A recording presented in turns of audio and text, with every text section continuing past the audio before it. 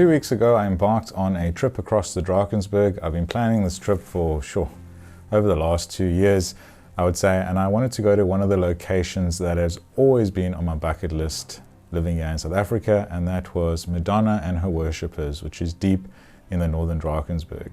So over the last year, I planned the trip, got some friends together, and we decided to undergo this expedition across the berg.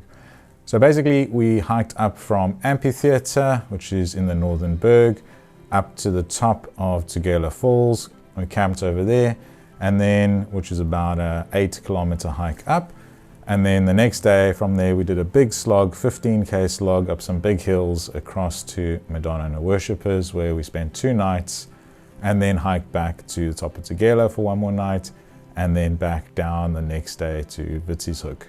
So altogether, we spent 5 days in the mountains. We spent 4 nights up on the mountain and 1 night at Vitshoek when we arrived, just to acclimatize a bit and repack our bags and everything. And in total, I think I calculated we did, in terms of distance, about 45 to 48 kilometers. But also walking around and everything, when we did close to about 65 Ks on our feet over the course of the trip. So a lot of walking, definitely recommend training. It is quite a hard hike. It's the hardest hike I've ever done.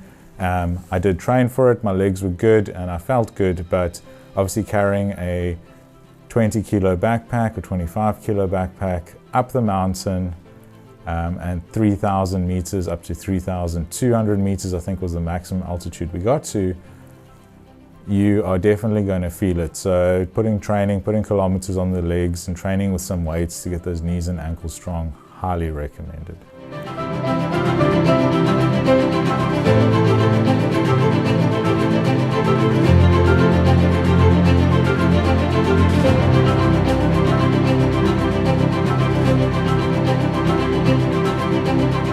So a lot of you have been asking me about the Drakensberg and shooting in the Drakensberg. How do you get to the places? How do you do everything? When do I go shoot? And all of this. So I've decided to put together, not really a comprehensive guide, but my own personal guide about shooting the Drakensberg and things I feel like are important to know, especially from a photography point of view, and things to consider in terms of gear, composition, where to go, best time of year, and all of this. So I'm just going to go through all of that with you and give you my insights with the personal experiences I've had. I've hiked the Drakensberg, I think, 5 times now, so not a lot, but enough to get a good idea of what's happening and to know where I want to go as a photographer and the times of years I want to go to specific places. So firstly, the best time of year to go really depends on what you want to capture as a photographer. I prefer the wet season when everything is green and lush, the waterfalls are flowing. This gives you good chances for cloud inversions. That's when the cloud sits below you with the mountain peaks sticking up. It also gives you a good chance to get some waterfalls flowing, as well as some incredibly unique weather formations. However, going in the wet season also comes with its challenges. It can be incredibly dangerous on the mountains when the storms come in. So you need to be prepared, you need to have the right gear. Also, the berg is always cold. It's colder in winter, but even in summer it can snow. It snowed in the past in December, and at 3,000 meters at night it can easily drop below 0. So you always need to be prepared for cold, and then in the winter months and summer months you need to be prepared for the wet as well. So you need to be prepared basically in the Drakensberg for any scenario. So the summer months are generally good to go from end of October all the way through to the end of April. This means you'll have green berg, a lot of green lush colors, maybe a lot of water at the top, so you don't need to worry about carrying extra water as well. So there's that consideration to think about. And this is a good time to get cloud inversions, a good time to get storms, a good time to potentially even get some snow up there. So that's when I like to go. The trip I just did now went in mid-November and we had some great storms, had some great cloud inversions. So perfect time to go. And later in the year, next year, we'll be going in April. Also a great time at the end of the storm season. So the risk of being caught in a big storm is a bit lower, but also a good time to still have lush, beautiful green berg with some cloud inversions. You can go in winter as well. In winter, it's going to look very different. It's going to be quite brown, also quite hazy. However, there are perks to going in winter. In winter, it's really great for astro season, so you can get the Milky Way above different peaks. So that's a good consideration to think about. So generally in winter, it's a lot drier, so your risk of being caught in a big storm or something like that is much lower. But it does mean that you're not going to get as unique weather patterns, or the weather's not going to be changing as much. What you can get in winter though is snow. So if you see a snow prediction coming and you're prepared to hike in the snow and you know what you're doing with snow, it's a good time to also go in winter to capture snow on the peaks, which is also something I want to achieve. However, I'm a bit wary of hiking in the snow and will only go with a qualified guide to do this because it is very dangerous up on the mountains. I think a lot of people don't realize that the mountains are actually incredibly massive. It's very easy to get lost up there, and those precipices are very high. Just one fall or wrong step, and with a strong gust of wind, you can fall and then you will die. So very important to be very safe, be very careful on the mountains, and make sure you go with people that know what they're doing if you don't know yourself.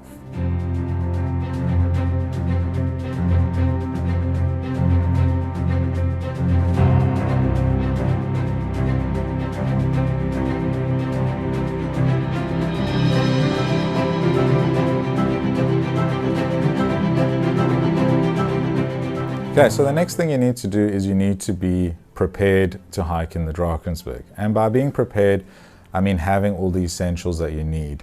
So firstly, having really good boots, good hiking gear, making sure you got a hat, making sure you got sunblock, making sure that you have a down sleeping bag and a 4-season tent in case gale force winds come up or it rains for 3 days in a row, bucketing down. You need to be prepared for those type of scenarios and have the correct gear, the correct rain jacket. Make sure you have emergency supplies, have a GPS phone in case something happens, you get lost. There's often no signal up there. And definitely highly recommend using a guide if you're going deep into the Drakensberg. The guides are trained, they know first aid, they are qualified, and if anything goes wrong, they are the best person to have with you when something happens. So I would highly recommend, if you are hiking in the Drakensberg and you are going pretty deep in and for several days, to use a guide that does work there and check their qualifications. Make sure they are qualified, make sure they are trained to help you if something does go wrong.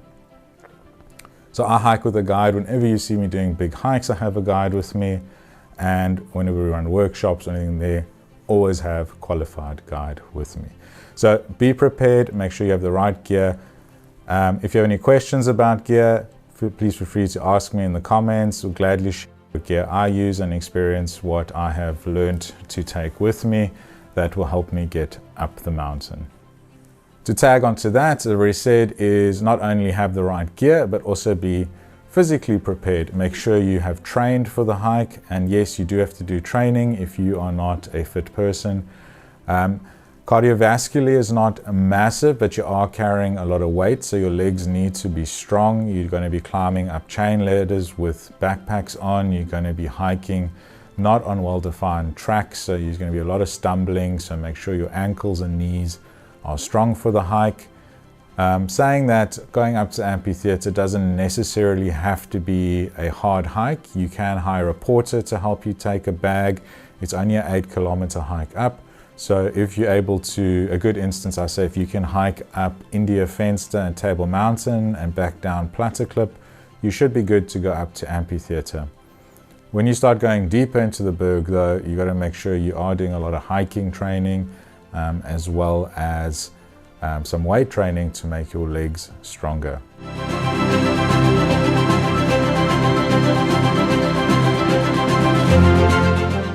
Okay, we're at Tegela Falls up in the Drakensberg. You can see on the left, you can see Tegela Falls is currently flowing, and we've just been waiting in the cloud for the cloud to lift, and it's just lifted, and what a stunning sunset we have. Photographic gear.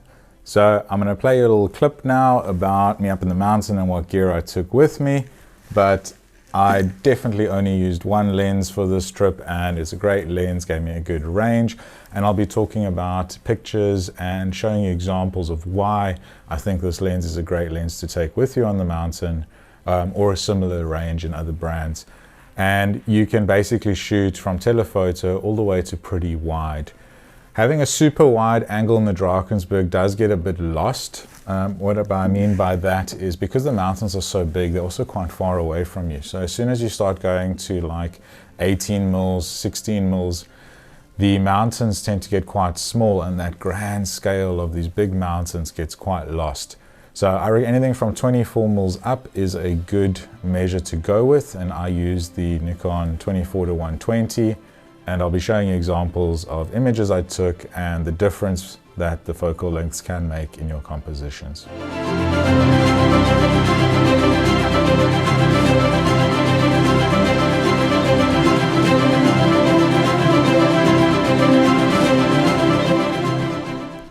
Last day in the Drakensberg, got really cloudy conditions behind me, waiting for a gap to open before we can shoot Together Falls, which is situated on my left. But I'm just going to show you a little bit about the camera gear that I took with me and the paces that I put it through to get the photos that I'm sharing with you currently. So I'm shooting with the Nikon Z7 II. This just gives me a little bit more resolution to shoot with, and the lens I'm using is the 24-120 f4, and I've used this throughout the trip, shooting Together, shooting Madonna and her worshippers, shooting guys hiking, a whole bunch of different things, and it is a great range. I didn't feel like I needed something longer, I didn't feel like I needed something wider. It was great just taking one lens on a hike and using that.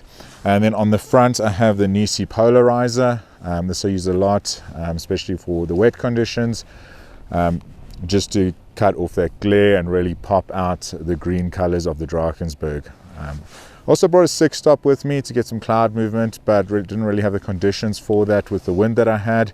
So mainly used the polarizer with the 24-120 on the Z7 II.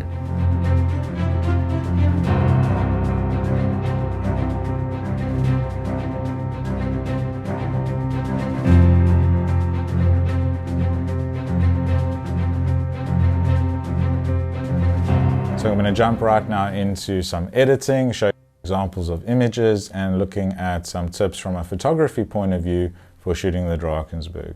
So firstly, I'm going to talk about using the different focal lengths. I took a lens that ranged from 24 to 120, and I'm going to show you why that was so powerful for me to have quite a big range in focal length when shooting in the Drakensberg.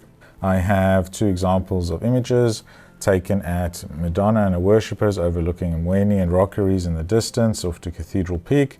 And on your left, if you look, I took this image at 120 mils with the 24-120, and I got a beautiful rainbow sitting over this peak in the distance. So that was a nice tight shot that I shot, where I was able to shoot the rainbow, make the rainbow look really big and prominent in my image, as well as show these layers of mountains heading off into the distance. So I really liked that shot, really liked it nice and tight.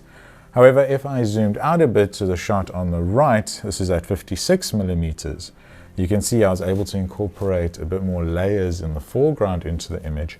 I still have that rainbow, the rainbow is still very vivid, draws the eye very well, but I now have these additional layers of mountains in the foreground, creating a little bit more depth throughout my image.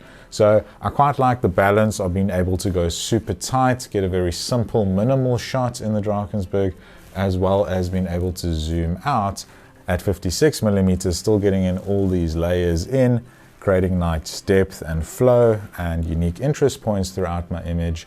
But I'm not extremely wide, I'm at 56 millimeters, so you don't need to go extremely wide in the Drakensberg to still get a nice composition.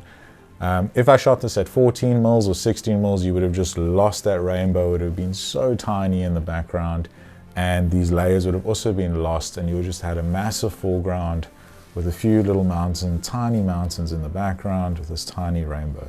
So going anything in your mid-range, 24 to 70 is a great camera I recommend for the Drakensberg. And then if you want to carry that with a 70 to 200, you can. It is quite weighty. You have to consider that the weight you're carrying, you're going to be carrying almost an extra kilo to 2 kilos by doing that. Whereas if you can do it all in one sense, that is the better option, is particularly on quite a long hike when you're taking all your food and all your gear with you. Your pack is extremely heavy already. Okay, I've also put this photo in. This is at 120 mils, and I've actually slightly cropped in as well. And these are the type of shots I absolutely love in the mountains. They are called these intimate landscapes, where you're zooming right in on a very small part of the mountain, but you're still getting all this detail, this rich texture. You're telling a great story with this fog coming in and the cloud hitting up against the mountains. So these are type of images I absolutely love in the Drakensberg. They are these intimate landscapes where you can zoom right in on a scene. And this is where going telephoto in the berg, I think, is so powerful. And we've got this low cloud inversion almost washing up like on a seashore on the side of the mountains, and the light picking up all these textures and greens on the side of the mountain. Absolutely love images like this. It's one of my favorite images I took, and I took several more of these as we had cloud inversions on 2 or 3 of the mornings, but I still haven't gotten around to editing those. I'm saving those for a bit later. But in the Drakensberg, you don't necessarily have to always have these big grand vistas, which are nice, and I do have them, but sometimes looking for these intimate landscapes and going in tight on a particular area can just give you something magical as well. So consider going tighter in on certain scenes instead of trying to capture everything you can in one image. Okay, the next thing I want to talk to you about is bracketing. This is important when shooting in the Drakensberg. A lot of the times you're going to be shooting at sunrise. Drakensberg is known as a sunrise location. You can get some beautiful shots at sunset, and I think I got some of my best shots on this trip at sunset. However, generally sunrise is the time you want to shoot the Drakensberg. And the problem with sunrise is that the sun is going to rise in your frame, which means you're going to have an extremely high dynamic range when shooting at sunrise in the Drakensberg.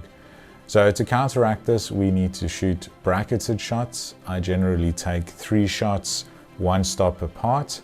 So I get 3 images I can put together, and this gives me a lot more dynamic range to play with. So I'll show you an example now of what I mean by this. And if you look at this shot, this is the scene I was shooting, and obviously you can't see anything in the foreground, but I shot this image to protect all my highlights in the sky and this beautiful colors that I got. And then I took my second image for the midtones, and then the third image for the foreground. And now you're starting to see this foreground detail coming through with Madonna over there and her worshippers and the layers of mountains. So what we do with these is we select these 3 images that we shot, we right click, we go photo merge, and we select HDR. And this is going to create an image where it's taking the dynamic range from each of these images and putting it all together so that we have all that information to edit with. And then you'll just click merge to create your HDR. I've already done that, so I'm just going to jump straight to that image. And this is what our HDR image looks like. So I'm going to come across to my develop panel now. And the first thing I'm going to do is I'm just going to pull down those highlights, and I'm just going to pull up some of those shadows. And this is showing you now the power of what that HDR did. We were able to protect those highlights, or recover all of those highlights, and I'm still able to pull up now all of that shadow detail so that I have an image where I can see all of that shadow detail and still have beautiful golden highlights in the sky. So I'm doing a little quick edit on here just to show you what it looks like once it's nearly edited. All I'm doing with the tone curve is just pulling up my whites, and then I'm going to go and just correct my white balance. So the foreground is quite blue, so I'm just going to bring that across to the warmer side, maybe add a tiny bit of magenta just to balance that out. And already that image is looking 1,000 times better than when we started. Just to show you the before and after, you can see the power of the HDR. Then I'm just going to add a little bit of contrast We can pull a little bit more up from that shadow. We protect those highlights a little bit more, and then just bring our full dynamic range across the image. So now we can play around with some of the masking tools. This will really help this image. I would select the sky, and what we can do with that is it does a very good job, as you can see selected here in red, of only selecting the sky, and we can then just bring down some of those highlights a little bit more and maybe increase our contrast. We can also make that slightly warmer. And we can do the same thing. We go select sky, but this time we're going to click on the invert, and this will make a mirrored copy of the sky that we had, but now for the foreground. And with that we can potentially bring up a little bit more of those shadows and those blacks and soften up the image a bit, and maybe even warm up that so it balances to the sky a little bit more. Maybe not so much. Something like that. And now we have all our shadow detail. The image is looking a little bit flat, so now we're just going to go and do a final little tone curve adjustment just to pull the sky up, and then we could potentially even come down to calibrate and just pop those colors tiny bit. And then we can go to our HSL. We're looking quite purple in the foreground here, so I just want to make that purple maybe a little bit more towards the bluer side, and the yellows I want to maybe push them a little bit more towards the reds, just to really pop that vivid sky. And then I'm just going to pull the saturation down a little bit on that sky, just so it's not so powerful. And then we can come back up. And I'm just editing with the histogram, just balancing out those colors a bit. There we go. So something like that. I mean, you can obviously play as much as you want. I quite like that we're getting a nice red color still in there. We can see all these layers and all the detail. And that's the importance of shooting bracketed in the Berg, is that we're able to preserve all our highlights and our shadows and retain all that detail. So when you think about bracketing, think about extending your dynamic range of your final image so that you have all that detail in the shadows and in the highlights. Okay, so the next point I want to make is again to do with shooting at sunrise, and you're shooting into the sun, and what often happens is you shoot that sunrise and the sun moves up really quickly, and now you're shooting directly into the ball of the sun, which is really difficult to do. You can see in this image that I have here, I've got this beautiful scene again of Madonna and her worshippers with the cloud inversion in the background, but I have this massive ball from the sun, which is really difficult to edit. There are techniques you can use. You can blow it out and soften the edges of the sun so it looks like this nice glow across your image, which do work really well. But quite often I find that bright sun can be very distracting from the rest of your image. So what I would recommend is to zoom in a little bit and cut off that sun. So go for an intimate landscape again. It allows you to shoot a little bit longer after sunrise, and look for those intimate landscapes and zoom in a little bit more and focus in cutting off the horizon or the sun. So you can see I went from having this grand vista image with the sun and the horizon in, and I just cropped in a little bit more. I went from 42 millimeters to 56 millimeters in terms of focal length, and this was the image that I then captured. And I rather like these layers of the mountains with the layers of the cloud and the light just catching the tops of the cloud. So just think about going in a little bit more to those intimate landscapes as the sun starts to get brighter. Will allow you to capture a few more shots and shoot a little bit longer into sunrise in the morning in the Drakensberg. Okay, another thing to consider when shooting the Drakensberg is if you're going for a nice minimal shot and you're going in nice and tight, Often these can work really well as black and white photos. Also think a little bit about black and white, especially when you have that softness from the cloud inversion or cloud around you or rainy storm. Going black and white can often make a great image when shooting the Drakensberg. So this is one that I thought would work well as black and white. I'm just changing it to black and white in Lightroom. And then all I am going to do is I'm just going to use the tone curve just to extend my dynamic range. And I'm going to do very, very minimal edits to this, but basically just going to add a bit of contrast. Protect a little bit of those highlights, a little bit of those shadows, and then push my contrast a little bit, and then bring the exposure just to balance it. Histogram. And that's all I did. A very simple edit on that, and you end up with this really nice black and white image of Madonna on her right standing over there. I hope you can see that, and the worshippers on the left, which are supposed to be bowing down and worshipping her, where the mountain gets its name from, or this rock feature gets its name from. But yeah, consider black and white, especially for these really tight shots, can always work well in the Drakensberg. Okay, lastly, just because we're always going tight and we're always going in for these intimate landscapes, doesn't mean that it's not good to shoot wider in the Drakensberg. And by wider, I mean I was shooting this at 24 millimeters. I haven't really found a scene in the Berg that works for anything wider than 24 millimeters. As you can see in this image at 24 millimeters, the mountain in the background, the Devil's Tooth, is already looking quite small, but I have these beautiful layers in front of it which lead your eye to that feature. I think if I was wider than this, I would lose a lot of the effect and the magnitude of that Devil's Tooth in the background. So I think 24 mils is a good measure for how wide to go for the Drakensberg. And what you can see with this image is I looked for layers. So I've got these nice layers of the different rock edges leading me through to the background.